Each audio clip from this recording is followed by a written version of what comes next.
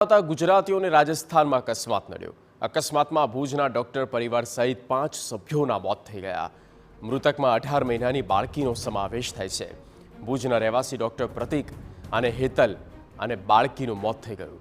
Health officer doctor પૂજા કર્મકાસ્થા અને પતિ કરમકૃષ્ણનું પણ મોત થઈ ગયું છે।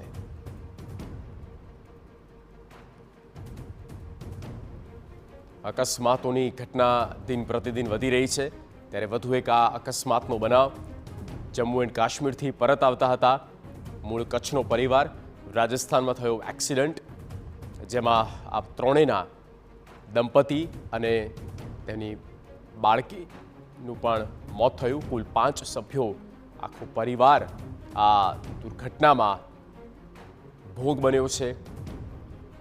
હાલ તો પરિવારમાં કુટુંબમાં માતમનો માહોલ છે। ભુજના રહેવાસી અને તેમના મૃત્યુ થયા છે। સંવાદદાતા જય દવે ફોન લાઈન પર। જય, કચ્છનો આ પરિવાર જેને અકસ્માત નડ્યો અને પરિવારના 5 સભ્યોના મોત। જી જય।